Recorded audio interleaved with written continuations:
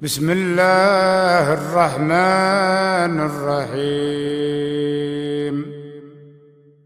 إن في خلق السماوات والأرض واختلاف الليل والنهار لآيات لأولي الألباب.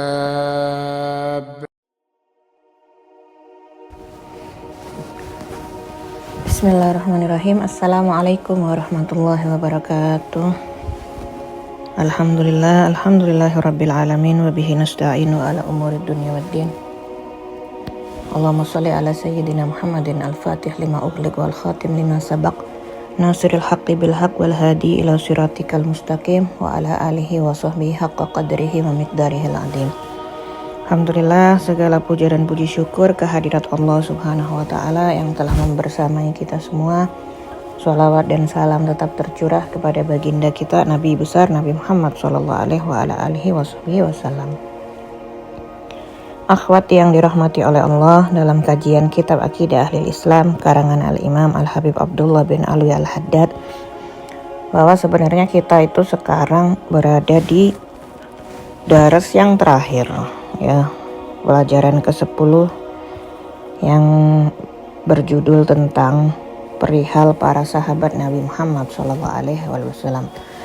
Yang pertama kemarin kita udah bahas poin pertama dalam ilmu tauhid, yaitu al-uluhiyat yang berkaitan dengan ketuhanan.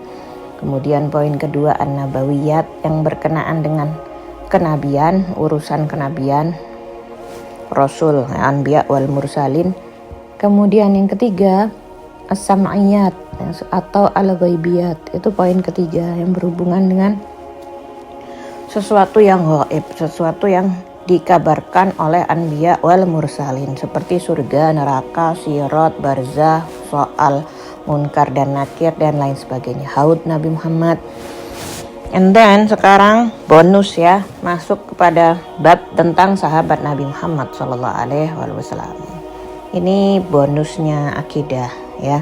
Dia nggak masuk poin 1, nggak masuk poin 2, nggak masuk poin ketiga. Cuman akidah ahli sunnah wal jamaah menetapkan harus juga kita meyakini tentang sahabat Nabi Muhammad SAW. Dan ini ditulis oleh Imam Haddad di halaman 27 bagi yang punya kitabnya. Akhir, setelah ini udah nggak ada pembahasan lagi. Kalau khotimahnya itu membahas tentang Asmaul Husna. Wa an ya'taqida fadla ashabi Rasulillah sallallahu alaihi wasallam wa tartibahum, dan harus yakin dengan keutamaan para sahabat Nabi Muhammad sallallahu alaihi wasallam wa tartibahum, dan urutannya. Maksudnya harus tahu para pembesar sahabat. Sahabat itu kan banyak, ya, ratusan atau mungkin ribuan, ya, yang pernah ketemu Nabi Muhammad SAW. Cuman kita harus tahu tertibnya, ya. Wa annahum adulun khiyarun umana. Mereka sahabat itu orang yang adil, khiyar orang yang baik dan orang yang amanah. La yajuz sabbuhum, enggak boleh kita mencaci maki mereka. Wal gadhu fi ahadin minhum, enggak boleh menjelek-jelekan mereka. Wa annal khalifatal haq ba'da Rasulullah sallallahu alaihi wasallam. Sesungguhnya khalifah atau pemimpin itu benar, ya. Pemimpin yang hak ba'da Rasulullah, setelah Nabi Muhammad sallallahu alaihi wasallam. Siapa mereka? Yang pertama Abu Bakar As-Siddiq. Sayyidina Abu Bakar As-Siddiq. Tsumma Umar Al-Faruq, kemudian Sayyidina Umar. Summa Utsman Syahid, Sayyidina Utsman bin Affan. Summa Ali al-Murtada, Sayyidina Ali bin Abi Thalib radhiyallahu ta'ala anhum, semoga Allah meridhai mereka semua. Wa an ashabi Rasulillah sallallahu alaihi wasallam ajma'in, dan juga semua sahabat-sahabat Nabi sallallahu alaihi wasallam. Wa manit tabi'ina lahum bi ihsanin ila yaumiddin, dan siapapun yang mengikuti mereka bi ihsan dengan kebaikan ila yaumiddin, sampai hari kiamat. Wa anna ma'ahum bi rahmatika, dan kita bersama mereka dengan rahmatnya Allah, ya arhamar rahimin, yang maha pengasih dan maha penyayang. Tamat akidah Akidah Ahlil Islam, Aqidatil Islam tamat, udah selesai kitab Aqidah Ahlil Islam. Semoga Allah memberikan kita taufik. Ada didoain sama Imam Haddad. Oke, kajian Aqidah Ahlil Islam, karangan Al-Imam Al-Habib Abdullah bin Alawi bin Muhammad Al-Haddad. Nafa'nallahu bihi wa bi ulumihi fid dharaini amin. Tidak diragukan lagi ya akhwat, wajib atas seorang mukmin untuk mencintai nabinya dan harus mengagungkan nabinya. Iya ya. Anbiya aula bil mu'minina min anfusihim, dikatakan begitu. Wa aswajuhu ummahatuhum ya. Para anbiya itu aula bil mu'minin, harus lebih diutamakan dalam perihal keimanan min anfusihim, daripada dirimu sendiri ya. Harus mementingkan kepentingan Nabi SAW daripada kepentinganmu sendiri. Wa aswajuhu ummahatuhum, dan istri nabi-nabi itu ummahatuhum, jadi ibu-ibu kita, dikenal dengan nama ummahatil mu'minin ya.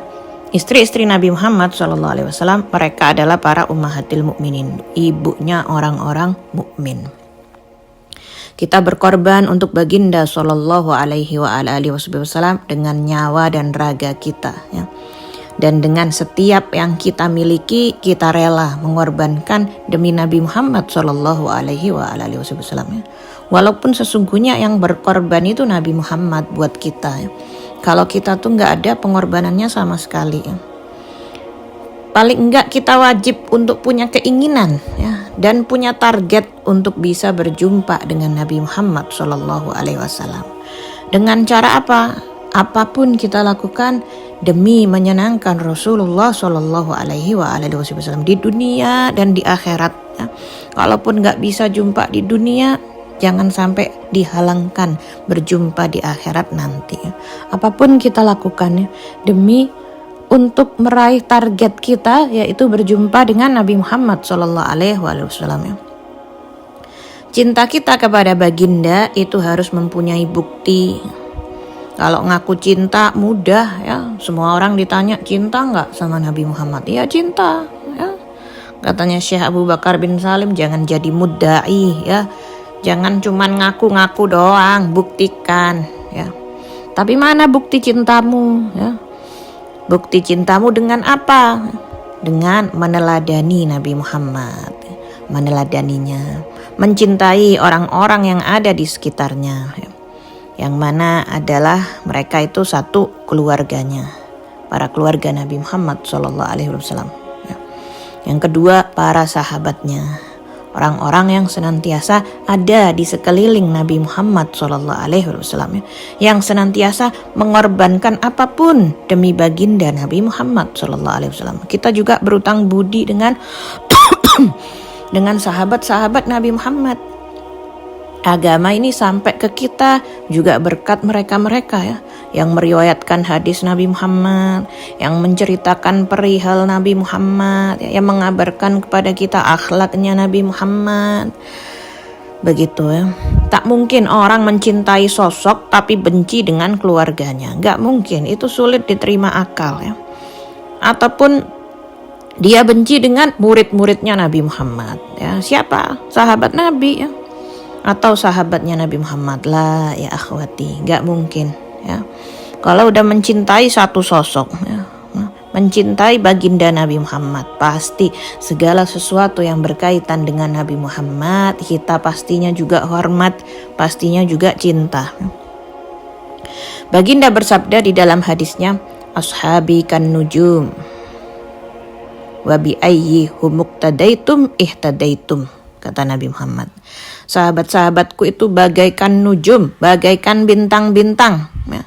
Dengan siapapun kalian mengambil petunjuk, ihtadaitum, kalian bakal dapat petunjuk, kalian bakal dapat sampai, akan sampai. Wahakada.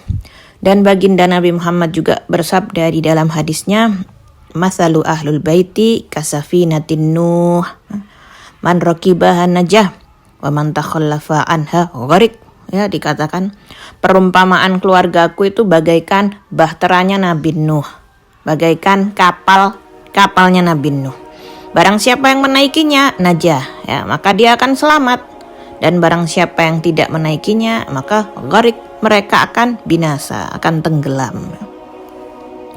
Dan di sini dikatakan ada ibarah yang sangat indah ya. Ulama tuh menafsirkan, menggabungkan kedua hadis ini, mengambil hikmah, mengambil maksud. Apa sih yang dimaksud Nabi Muhammad dengan sahabat seperti nujum, seperti bintang, dan keluarga seperti Safinatin Nuh, seperti kapalnya Nabi Nuh? Kesimpulannya ini apa? Apa hikmah yang bisa ditarik? Subhanallah, ini so beautiful kalau dipikir-pikir ya. Al-Imam Fakhr Razi ma'ruf dalam tafsirnya itu Mafatihul Ghaib menggabungkan antara dua hadis ini.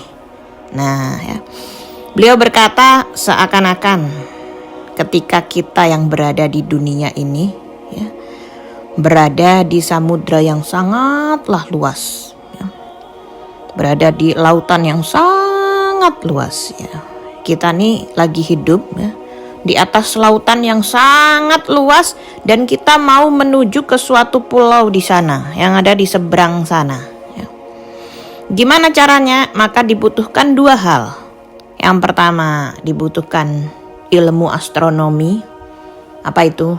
Ilmu tentang bintang-bintang ya, astrologi atau astronomi ya. Ilmu perbintangan untuk mengetahui arah jalanmu. Dan yang kedua dibutuhkan kapal atau perahu setidaknya. Wahakada. Untuk apa? Ya untuk engkau menuju ke pulau tersebut naik perahu gitu. Orang kalau cuma tahu ilmu bintang tapi nggak punya kapal, dia nggak bakal kuat untuk berenang ke tempat yang jauh itu. Nggak bakal kuat renang menuju ke pulau tersebut ya, dia akan mati di tengah jalan. Renang nggak kuat walaupun dia tahu arahnya. Dia ngerti perbintangan, ya, tahu arahnya kemana. Gitu. Atau sebaliknya, orang punya kapal tapi dia nggak paham ilmu bintang. Dia akan ngapain? Muter-muter di laut, ya, muter-muter dan nggak akan pernah sampai ke tujuan. Ya. Munyer, ya, kalau orang Jawa bilang, nggak jelas tujuannya kemana, nggak ngerti bintang. Yang penting naik kapal, lama-lama bekalnya habis juga mati juga, ya, mati. Ya. Nah begitu ya, nggak akan pernah sampai ke tujuannya ya. Begitulah tujuan pulau itu adalah yang dimaksud keridhaan Allah dan Rasulnya Nabi Muhammad SAW ya. Maka kamu mencapai ridhonya Allah ya. Mencapai ridho Allah dan Rasulnya ini diperlukan dua hal yang tadi gitu. Perahu adalah keluarga Nabi Muhammad SAW ya. Kita harus punya perahu tersebut, pegangan ikut naik ya. Dan bintang adalah sahabat Nabi Muhammad SAW ya. Jadi untuk menggapai kesuksesan, kesejahteraan dunia wal akhirah, dunia akhirat, maka wajib kita mencintai keduanya ini ya. Keluarga baginda SAW dan juga sahabat-sahabatnya ya. Supaya bisa nyampe ke pulau tersebut ya. Ini hikmah ya, yang bisa dipetik dari hadis Nabi Muhammad. Yang satu kayak kapal, yang satu kayak bintang. Ternyata dua-duanya tuh berkaitan ya, buat kita menuju ke Allah Subhanahu wa taala dan baginda Nabi Muhammad SAW. Dan inilah yang diterangkan oleh Imam Haddad dalam khitam ya, fasal khatimah, penutup dalam kitab Aqidah Ahlil Islam. Beliau berkata yang tadi udah dibacain ya, wa an ya'taqida fadla ashabi Rasulillah SAW. Harus yakin, ya'taqid, harus meyakini bagi seorang muslim, seorang mukmin harus meyakini fadlan ya, keutamaan para sahabat Nabi Muhammad SAW. Wa tartibahum, tartib itu urutan. Ya kayak kalau yang belajar fikih kan selalu ada syarat-syarat tertib, ya, rukun-rukun tertib. Apa maksudnya? Berurutan ya. Serta urutan keutamaan mereka. Ya, kita harus tahu dong ya, masa orang belajar akidah gak ngerti tertibnya sahabat Nabi ya. Jadi tahu keutamaan mereka, yang ini lebih utama dari yang ini, dari yang lain, begitu. Tahu tertibnya. Urutan keutamaan mereka. Wa annahum adulun khiyarun, semua sahabat itu adil, ya. Khiyar, baik, ya. Orang yang baik, umana dan amanah. La yajuzu sabbahum, ya. La yajuz, gak boleh, it's not allowed ya, sabbuhum, mencaci maki mereka, mengolok-olok mereka, tidak boleh untuk mencaci mereka, hati-hati, ya. Apalagi ngelaknat, mencaci aja gak boleh. Walal qad fi ahadim minhum, ya. Atau menjelek-jelekan mereka. Kita nggak hidup di zaman mereka, nggak usah sok-sok menggurui atau menjelek-jelekan mereka. Tapi kan ini begini, ini begitu, udahlah ya. Nggak boleh ya akhwat, siapapun itu. Ya. Kita ikut apa kata guru-guru kita, ya guru-guru kami. Tapi kan ada peristiwa ini, peristiwa itu. Oke ya, kalau mau dibahas masalah peristiwa-peristiwa, ya. Ghazwah Jamal atau Ghazwah Siffin atau yang terjadi di kalangan sahabat, ya. Kita ikut apa katanya Al-Imam Ibnu Ruslan berkata di dalam Zubatnya. Kalau yang belajar matan Zubat, ada di situ mandumah, ya. Wa ma jara bainas sahabi naskutu anhu wa ajra ijtihadin nusbitu katanya. Apa yang terjadi di kalangan sahabat udah ya, naskutu, kita tutup mulut. Ya. Kita beradab dengan mereka semua.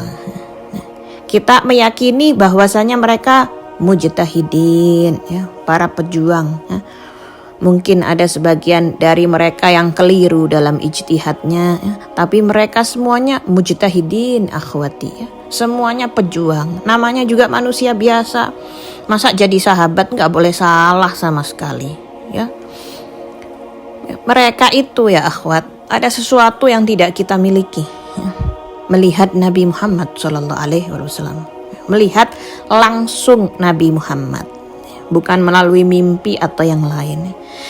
Melihat Nabi Muhammad SAW, ketahuilah, ya, tahukah kalian itu suatu ibadah yang tidak bisa dikalahkan oleh apapun. Melihat wajah baginda Nabi Muhammad, apalagi hidup di zaman Nabi Muhammad, apalagi belajar dari Nabi Muhammad. Baru melihat aja itu adalah suatu ibadah yang tidak bisa dikalahkan oleh apapun.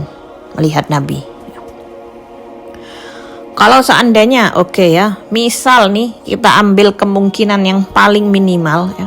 Kalau seandainya sahabat itu dia nggak punya ibadah sama sekali, dia cuma beriman kepada Allah, dan dia melihat Nabi secara langsung, walaupun dia nggak punya amal baik kecuali itu, ya, itu bisa menghapus dosa-dosanya, dikatakan. Wahakadha ya akhwat. Walaupun dia cuma ngamalin yang wajib aja, dengan melihat Nabi udah selesai, nggak punya dosa, ya. Nggak punya dosa. Jangankan ngelihat Nabi Muhammad, ya. Melihat Al-Habib Abdullah Al-Idrus Al-Akbar, ya, yang ada makamnya di Zanbal itu. Orang kalau ngelihat beliau terhapus dosa-dosanya.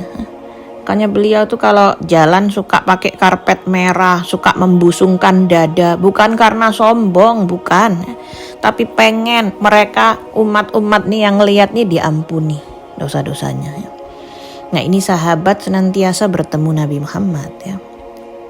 Senantiasa punya ibadah yang paling besar, yaitu melihat Nabi Muhammad SAW, ya. Begitu, ya.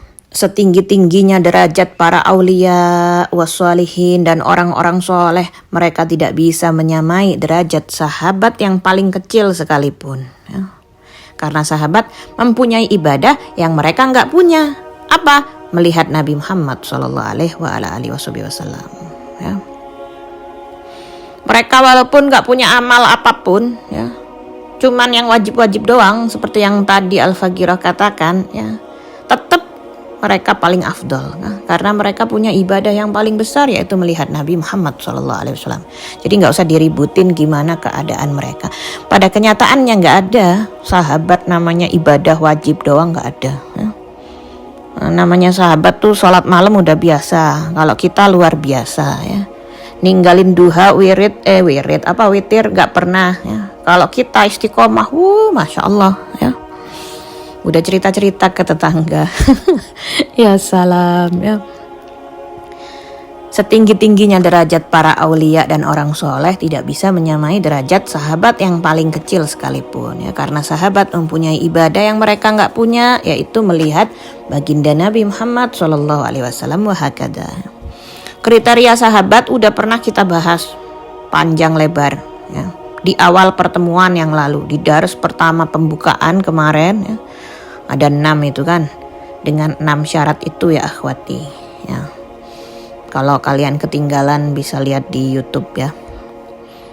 Sahabat semuanya Masya Allah alaih, itu yang penting ya, tanpa pengecualian wahakada.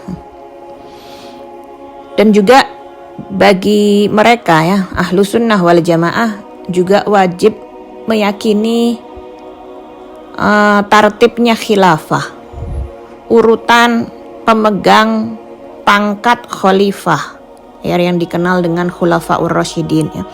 Yang pertama kali menjadi khalifah setelah baginda Nabi Muhammad SAW siapa?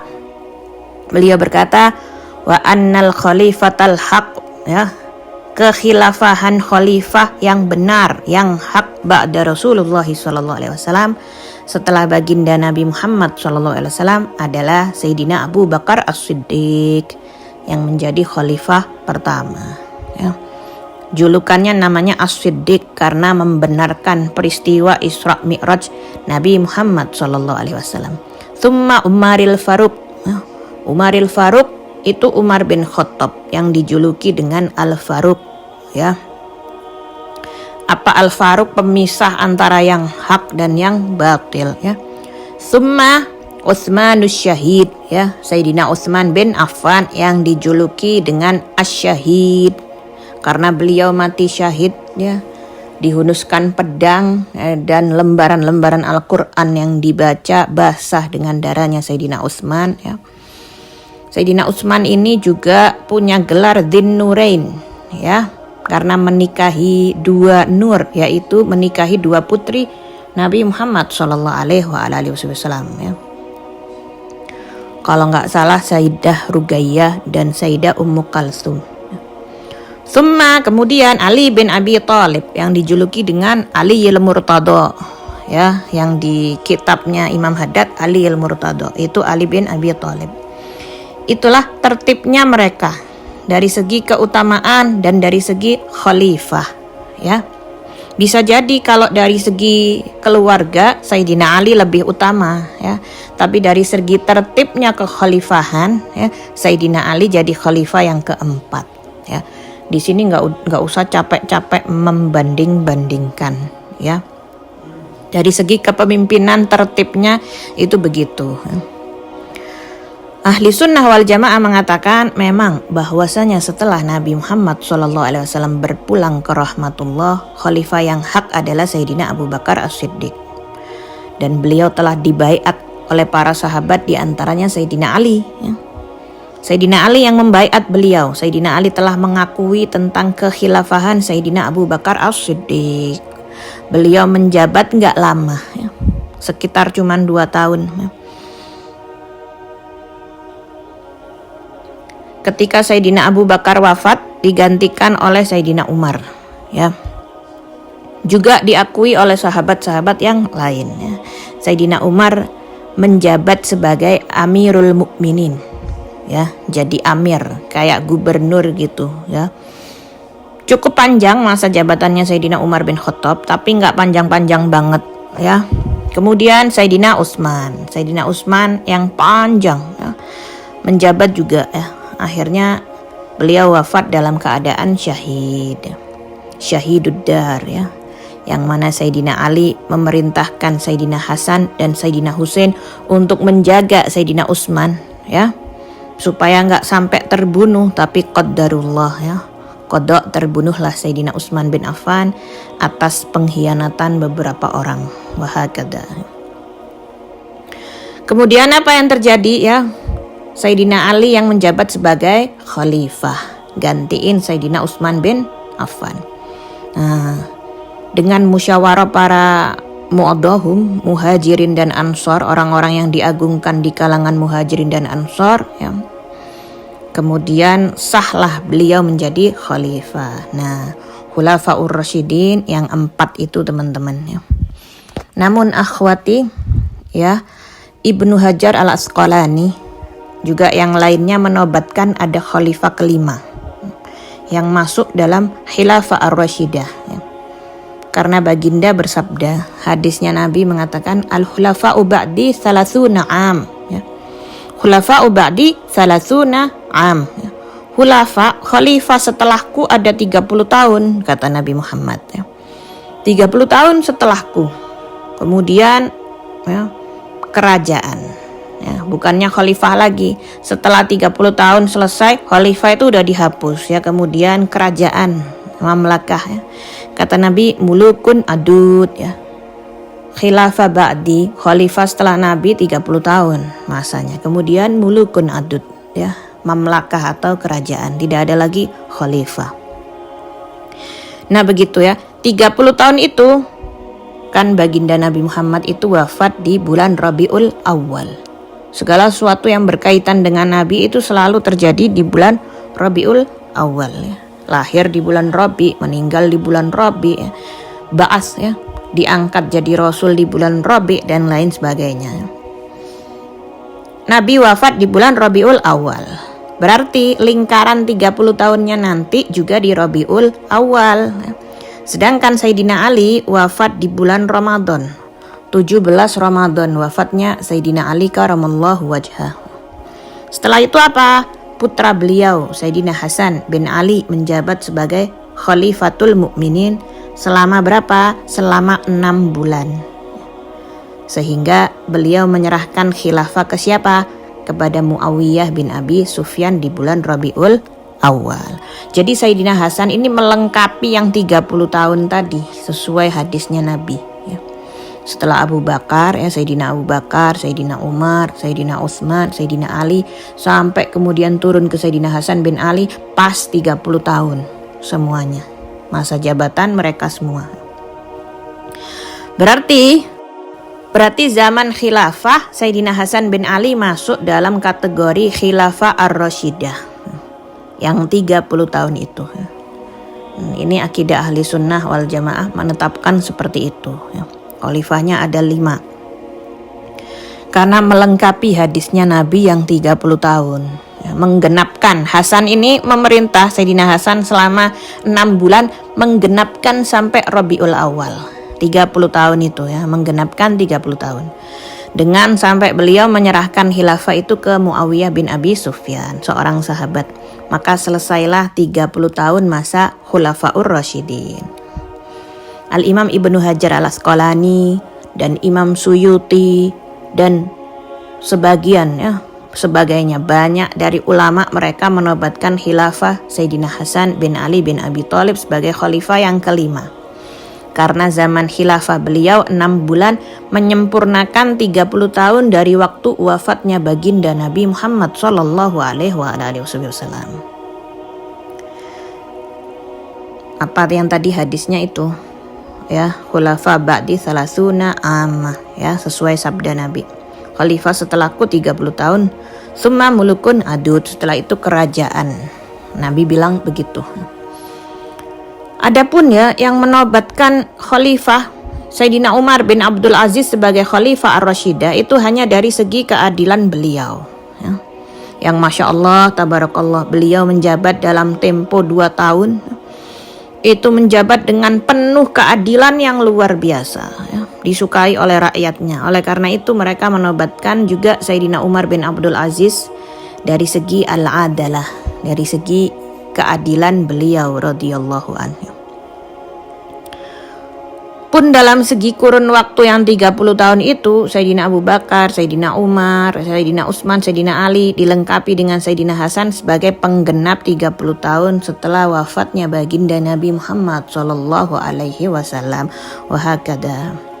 Intinya ya akhwat, semua sahabat Nabi sallallahu alaihi wasallam orang-orang yang mulia ya, yang mereka telah berkorban dengan nyawa mereka ya, dengan jiwa raga mereka dan dengan harta mereka. Ya, dulu ada seorang ulama yang Masya Allah ya, ulama, seorang pemikir yang kritis pemikirannya ya. Sempat terlintas di hati dan pikiran dia, ya, seorang ulama ini mikir, kenapa ya sahabat itu kok jadi mulia? Ya. Iya ya, mungkin karena mereka berkorban. Mungkin kita juga berani berkorban untuk baginda Nabi Shallallahu Alaihi Wasallam. Hanya saja kita nih gak hidup di zaman Nabi gitu. Ini lintasan pikirannya ulama tersebut ya. Mungkin kita kalau hidup di zaman itu kita juga berani berkorban untuk Nabi Shallallahu Alaihi Wasallam. Ketahuilah yang hidup di zaman Nabi itu orang-orang pilihan. Kalau orang-orang sekarang tuh nggak mungkin kuat mungkin ya. Sesuai zamannya ya. Sesuai qada dan qadarnya Allah Subhanahu wa taala ya. Keluarnya kapan itu sesuai ya. Ini lahir kapan, ini hidup bersama siapa, itu sesuai dengan karakter kita masing-masing di zamannya, di setiap zaman. Ini orang mikir, mungkin kita juga ya, ulama ini mikir, mungkin kita juga berani berkorban untuk baginda Nabi. Tapi mungkin dari beberapa sahabat itu ya, ada yang mungkin baru ketemu Rasulullah sekali atau 2 kali ya. Ya lain lah katanya orang ini dalam pikirannya ulama tersebut. Kalau yang sahabat masyhur sih iya bisa diterima, tapi kalau yang baru ketemu Nabi 1-2 kali ya lain. Lainlah ilmunya atau lainlah pengorbanannya ya. Itu yang terlintas di dalam hatinya ya. Akhirnya malamnya dia mimpi. Ya, dia mimpi dia melihat sosok baginda Nabi Muhammad sallallahu alaihi wasallam. Dari kejauhan baginda Nabi lagi berdiri di tengah jalan. Berdiri di jalan Nabi Muhammad. Dan di atas jalan itu ada gunung, ada batu yang sangat besar yang menggelinding. Gunung orang Arab itu kan gunung batu ya, nggak ada hijau-hijaunya. Ya. Ada batu yang besar yang menggelinding turun yang akan jatuh menimpa Nabi Muhammad SAW. Yang gak lama lagi kalau batu itu menggelinding turun, gak lama lagi akan datang kepada baginda SAW, akan menimpa jasad mulia Nabi Muhammad ya. Mungkin akan melukai Nabi Muhammad ya. Lalu apa yang terjadi? Ini orang ya, ulama tersebut dia cari batu-batu yang kecil. Cari batu-batu yang kecil. Dia berusaha untuk bisa menahan batu yang besar itu supaya tidak menimpa Nabi Muhammad SAW. Supaya nggak jadi turun batu besarnya. Dia kumpulin batu-batu yang kecil, dia cari sana sini untuk menahan sebagai penahan batu yang besar itu biar nggak menimpa Nabi Muhammad SAW. Namun ketika dia menoleh ke sana, ke arah yang satunya, beberapa sahabat Nabi Muhammad SAW datang. Beberapa sahabat Nabi berbondong-bondong datang, melihat Nabi di tengah jalan berdiri sendirian, melihat batu yang besar itu akan jatuh ya. Yang mereka ketika melihat batu yang besar itu tergelinding turun, langsung mereka berbondong-bondong berbaring di jalanan untuk menahan batu yang menggelinding itu ya. Pada baring semuanya, tiduran di jalan ya. Ya, tiduran di jalan untuk menahan ya. Dirinya tuh dijadikan sebagai penahan batu yang besar tersebut agar tidak menimpa baginda Nabi Muhammad sallallahu alaihi wasallam ya. Gak menimpa jasad mulia Nabi Muhammad. Kemudian ulama itu mikir ya. Lalu ulama ini menangkap dari kejadian itu, oh kalau aku ya, pengorbananku ini istilahnya ya, kalau aku masih mencari batu untuk menahan batu yang besar, tapi mereka enggak ya. Enggak cari batu lagi, langsung masang badan ya. Pada tiduran di jalan demi mencegah batu yang tergelinding yang akan jatuh itu ya. Supaya enggak menimpa jasad mulia Nabi Muhammad SAW. Nah itulah perbedaannya antara mereka ya, sahabat dan dengan dirimu ya. Begitu ya akhwat. Memang jauh bedanya ya akhwatnya. Sangat mulia para sahabat Nabi itu radhiyallahu anhum ajmain. Beliau menutup kajian ini dengan doa ya akhwat ya. Imam Haddad mendoakan kita semua yang belajar kitab ini, radhiyallahu taala anhum wa an ashabi Rasulillah sallallahu alaihi wasallam ajmain. Semoga Allah taala senantiasa meridhoi kepada mereka para khulafaur rasyidin dan segenap para sahabat Nabi Muhammad sallallahu alaihi wasallam semuanya ajmain. wa annattabi'ana lahum bi ihsan wa anittabi'ina lahum bi ihsan ila yaumiddin. Semoga keridhaan juga selalu Allah Subhanahu wa taala curahkan kepada pengikut mereka dengan baik ila yaumiddin, sampai hari kiamat nanti. Wa anna ma'ahum, semoga Allah Subhanahu wa taala meridhoi kita juga bersama mereka, ya, dan membangkitkan kita bersama mereka insyaallah. Bi rahmatika ya arhamar rahimin, dengan rahmatmu ya Allah, wahai zat yang paling besar rahmat dan kasih sayangnya, ya. Lalu beliau menutup di sini dengan sholawat, wa sallallahu wasallama ala sayyidina Muhammadin wa alihi wa sahbihi ajmain. Sholawat serta salam senantiasa tercurahkan kepada baginda Nabi Muhammad sallallahu alaihi wasallam beserta keluarga dan sahabatnya dan semuanya. Walhamdulillahi rabbil alamin. Segala puji hanya bagi Allah, Tuhan semesta alam. Dengan ini tamatlah kitab Aqidah Ahlil Islam, ya, tamat karangan Al-Habib Abdullah bin Alwi bin Muhammad Al-Haddad, ya.